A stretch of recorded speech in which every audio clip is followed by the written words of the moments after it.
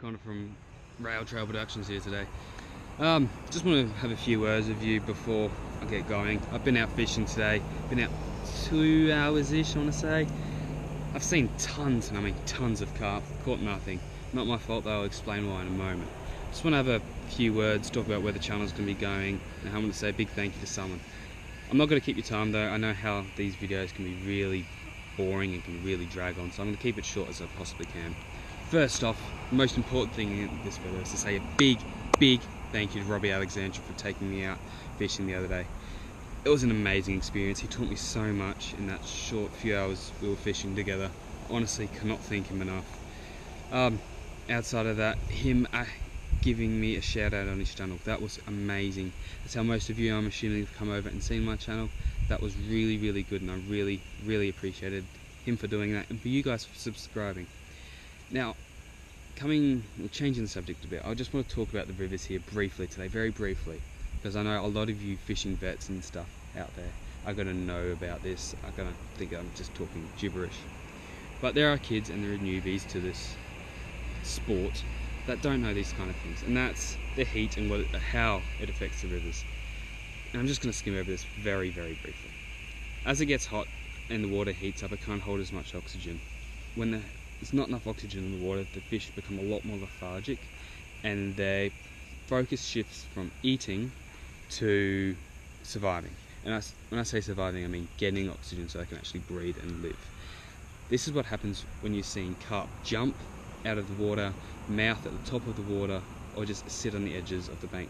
They're usually trying to get into that oxygen prime zone, which is the first few centimeters of water where the reaction between, or the exchange I should say more scientifically, is happening between the water and the air, and that's where the more highly concentrated oxygen is in the water, if that makes sense. So the carp will just sit there to breathe. So they're not going to be eating. That's been my situation here today. I did have one hook up, but he buggered off. I wasn't expecting him, and I was reeling in my rod to pack up. Leading on again into what I actually want to talk about today specifically is the future of my channel, where it's going to go.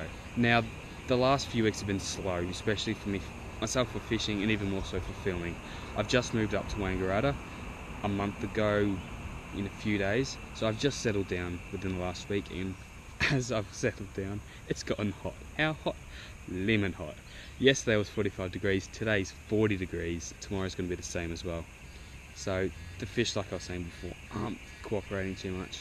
They are in some senses, like the Murray cod, like you saw in Robbie's video, but I didn't catch anything then. But I'm mainly talking about the carp and other fish in these small creeks. So once it starts to cool down, I will 100% have a lot more videos out for you guys. Though, that brings me into another subject. What type of videos do you want to watch?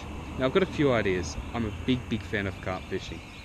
Or carp fishing, I should say. And I want to venture into some other areas that you guys may have not seen before. Now, your typical Aussie goes out, he or she goes out, throws line and chasing carp. You're going to get usually 1 or 2 rigs. Either it's going to be a sliding sink rig, like I showed you in my last carp video, the Carp King, go see it if you haven't already,